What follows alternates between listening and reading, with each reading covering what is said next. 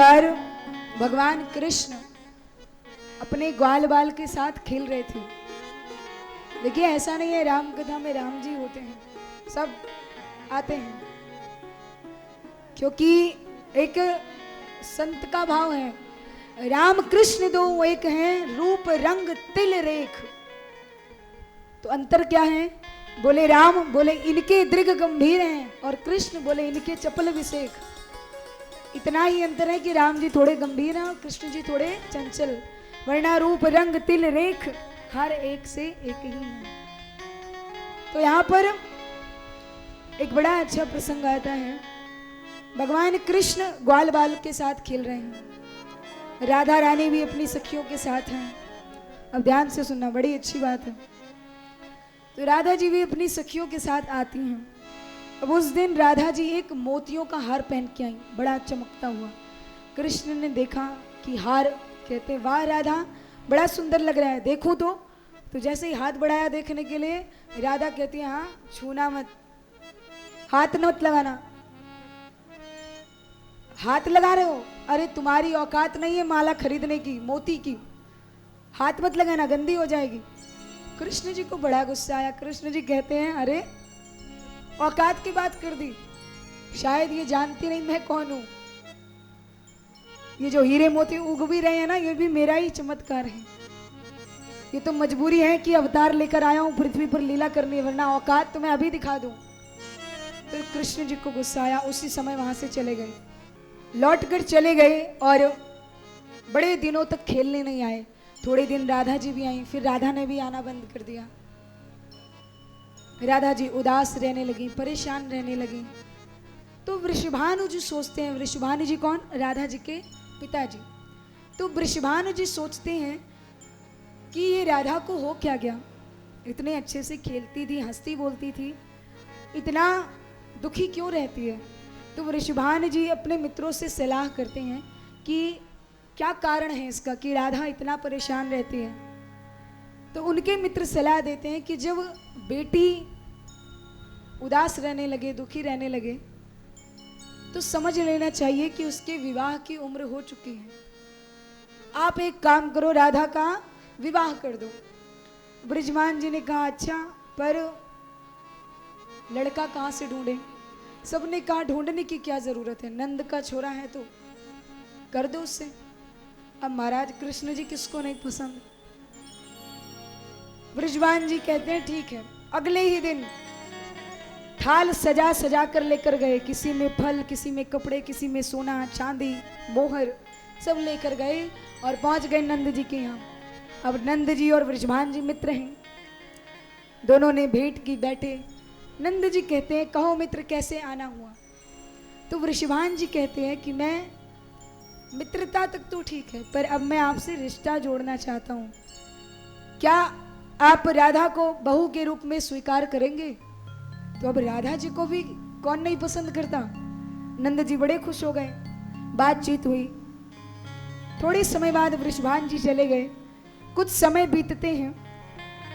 अब नंद जी सोचते हैं कि वहां से इतना सब कुछ आया था, अब मुझे भी इधर से कुछ ले जाना चाहिए।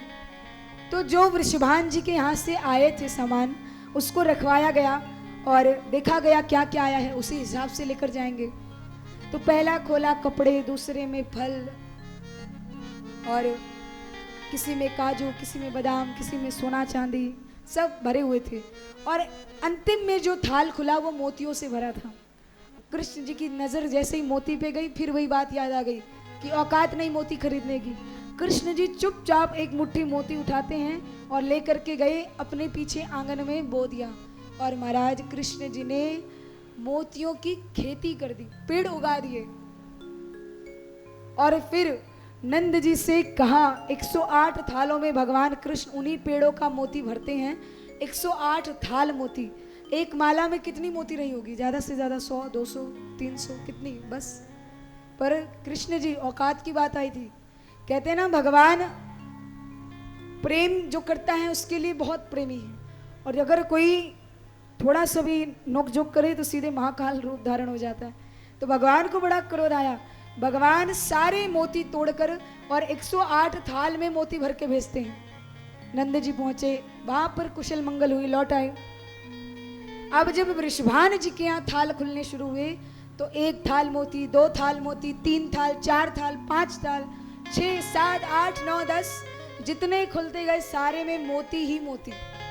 तो राधा को अभी तक तो नहीं समझ में आ रहा था कि कृष्ण क्यों नाराज है, क्यों नहीं खेलने आता, क्यों नहीं मुझसे बात करता, पर अब समझ गई कि वो इसीलिए मुंह फुला के बैठा है। तो अब तो राधा जी को और बुरा लगा कि मेरी वजह से नाराज है। पहले तो था चलो कोई बात होगी, पर अब तो पक्का समझ गई कि मेरे कारण ही कृष्ण उदास है, नहीं खेलने आता, नहीं बात करता, ना गाय चराने जाता है। तो अब तो राधा जी जो थोड़ा बहुत हंसती खेलती बोलती थी वो भी बंद कर दिया, भोजन पानी त्याग दिया, मूर्छित हो जाती, बेहोश हो जाती। अब तो और परेशान सब, किसी को समझ नहीं आ रहा था कारण क्या है। और उड़ते उड़ते ये खबर कृष्ण जी तक पहुंची कि राधा भोजन पानी त्याग रही है, भोजन नहीं करती, जल नहीं पीती, किसी से बात नहीं करती, अकेली चुपचाप बैठी रहती है। तो महाराज कृष्ण जी को लगा चलो मुझे जो बात कही थी, चैलेंज किया था कि औकात नहीं है, वो तो मैंने दिखा दी, पर अब राधा कृष्ण का प्रेम ऐसा प्रेम न था, न है, न कभी होगा। ऐसा जिनके प्रेम की मिसाल लोग देते हैं, तो ऐसे राधा और कृष्ण। अब महाराज राधा जी से भगवान कृष्ण कितनी देर नाराज रहे, अब राधा कष्ट में है तो मनाना पड़ेगा। तो भगवान सोचते हैं कि अब चला जाता हूँ, मना लेता हूँ, कोई बात नहीं, बड़ा परेशान कर लिया। लेकिन अब सोच रहे हैं कि विवाह की बात चल रही है, और विवाह से पहले अगर मैं राधा के यहाँ गया तो सब कहेंगे लो विवाह नहीं हुआ, ये पहले ही चला आया, जैसे जोरू का गुलाम, तो पहले ही आके बैठ गया। तो भगवान कृष्ण बड़ा सोचते हैं, विचारते हैं, फिर एक योजना बनाते हैं। अपने सखाओं से, मित्रों से लहंगा मंगवाया, चुनरी मंगवाई, पोटली मंगवाई, चूड़ियां भरी, और भगवान मनिहारी का वेश धारण करते हैं।